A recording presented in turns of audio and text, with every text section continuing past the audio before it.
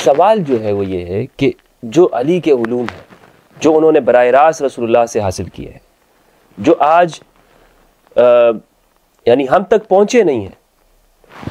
ایک تو آپ نے وجہ بتا دی کہ ریاست کا دباؤ یہ تھا کہ سب وہ شتم کرنا ماننا ہی نہیں ہے، لیکن ایک بڑا طبقہ جیسے ہمارے ہاں اہل تشیع وہ اپنے آپ کو یہ دعویٰ ہے ان کا کہ ہم اس اہل بیت کے علوم کے وارث ہیں، تو ان تک تو پہنچے ہیں، ہم تک نہیں پہنچے، یعنی سنیوں تک نہیں پہنچے.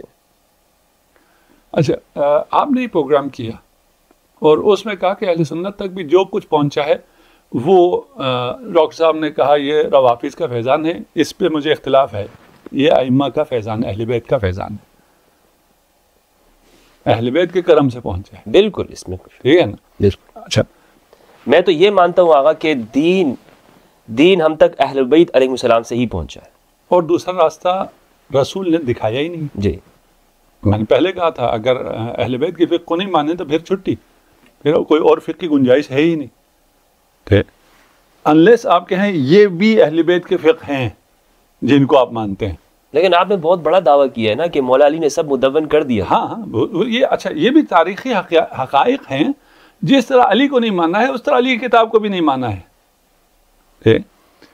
امیر المومنین نے رسول خدا کی زندگی میں تمام علوم کو، یعنی احادیث کو، فقہ کو مدون کیا، لکھا. اور وہ بھی یہ نہیں ہے کہ رسول نے ارشاد فرمایا اور رات کو امیر المومنین نے آ کے بیٹھ کے لکھا ہو، نہیں، رسول املا کراتے جاتے تھے. املا شاید آج کل کے جو جدید بچے ہیں ان کو سمجھ میں نہ آتا ہو. جب ہم لوگ اسکول میں جایا کرتے تھے تختی پہ لکھتے تھے تو وہ ٹیچر املا کرایا کرتے تھے. تو رسول خدا املا کراتے تھے، بولتے جاتے تھے اور امیر المومنین لکھتے جاتے تھے. وہ کتاب علی، وہ اس سے علوم محفوظ ہوئے، اگرچہ امیر المومنین کو لکھنے کی ضرورت نہیں تھی، رسول خدا کو لکھنے کی ضرورت نہیں تھی خود اپنے لیے، یہ کیونکہ نسلوں کے لیے چھوڑنا تھا اس لیے کتاب لکھی گئی، اور یہ کتاب ائمہ کے پاس تھی. اسی کتاب سے علوم ہم تک پہنچے. آپ تک پہنچے، امت تک پہنچے، یا شیعہ تک پہنچے؟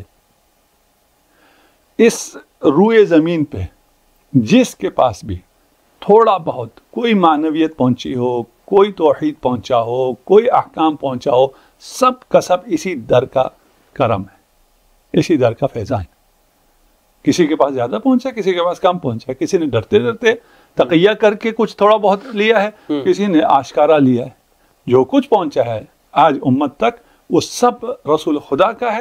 رسول خدا نے اپنا راستہ اہل بیت قرار دیا تھا، عطرت ہی اس عطرت کے ذریعے پہنچا ہے. اس عطرت کے ذریعے پہنچنے کے لیے وہ مدون شکل میں سنت بھی موجود تھے رسول خدا کے زمانے میں، اور قرآن بھی موجود تھا رسول خدا کے زمانے میں.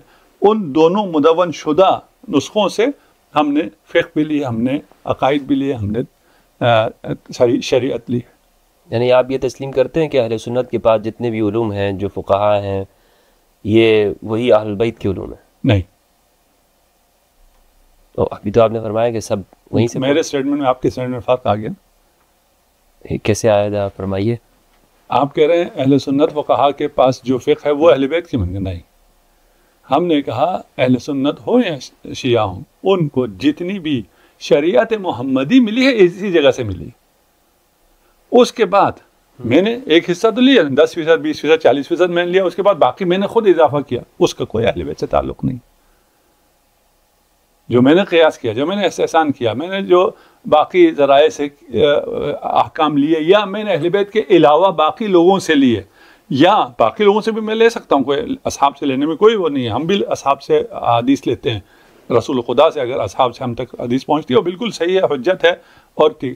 لیکن جو دشمنان ہیں امیر المومنین ہیں، جن کے بارے میں یہ مسلم ہے کہ ان کو دشمنی تھی، ان کو بغض تھا، اور جو بغض رکھتا ہے علی سے وہ منافق ہے، یہ بھی مسلم رسول کی حدیث ہے. آپ کی کتابوں میں تواتر سے موجود ہے.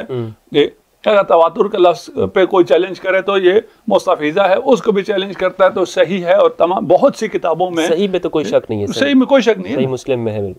نہیں، صرف صحیح مسلم میں ہو نا، پھر تو کہیں آپ صرف صحیح مسلم میں نہیں ہے، متعدد طرق سے بہت سے کتب روائی میں ہے کہ وہ منافق ہے. اس واضح قول کو چھوڑ کے جو کسی منافق سے لے تو ہم اس کے ساتھ نہیں. اور جو حصہ اس طرح آیا ہوا ہے وہ حجیت نہیں رکھتا. جب حجیت نہیں رکھتا ہے تو وہ فقہ اہل بیت کی فقہ بھی نہیں ہے, رسول خدا کی شریعت بھی نہیں ہے.